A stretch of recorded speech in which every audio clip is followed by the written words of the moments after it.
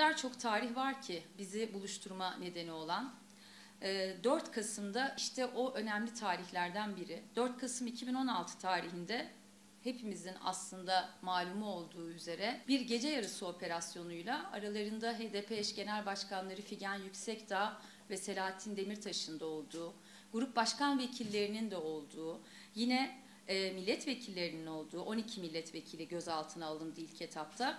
Sonra 10 vekil tutuklandı. Daha sonra tutuklu HDP'li vekil sayısı giderek arttı ve 15'e kadar çıktı. Yani önce halkların iradesi gasp edildi. Sonra bir dava kurgulandı. Sonra kurgulanmış bu dava HDP'nin kapatılmasına bir gerekçe yapıldı. Bu gayretin hala sürmekte olduğunu görüyoruz kurgulanmış bu dava üzerinden.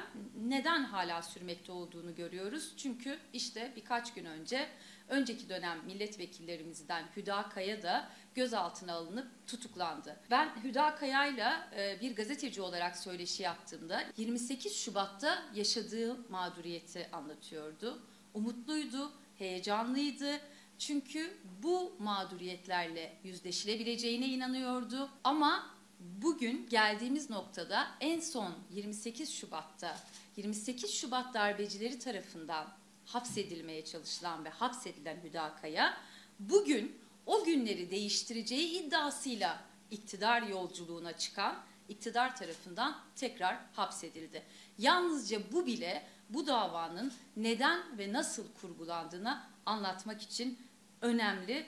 Yeterli olmasa da çok önemli bir örnek diye düşünüyorum. Yeterli değil çünkü çok sayıda örnek var. 7 yıldır hız kesmeden devam eden bir siyasi darbeden bahsediyoruz. Bir partiyi yok etme, çökertme operasyonundan bahsediyoruz. Bu nedenle de Kobani davasına Kobani kumpas davası diyoruz. Siyasetçilerimiz uzun tutukluluk sürelerine rağmen malumunuz olduğu üzere hala hapisteler. Yani Avrupa İnsan Hakları Mahkemesi kararları tanınmıyor, Anayasa Mahkemesi kararları tanınmıyor. Bu artık yalnızca HDP'lilere ya da HDP'de siyaset yapmış veya yapmak isteyenlere yönelik bir operasyon dalgası olmaktan da çıktı. Bir kar topu gibi büyüyor ve ülkenin her yerine, her yanına yayılıyor.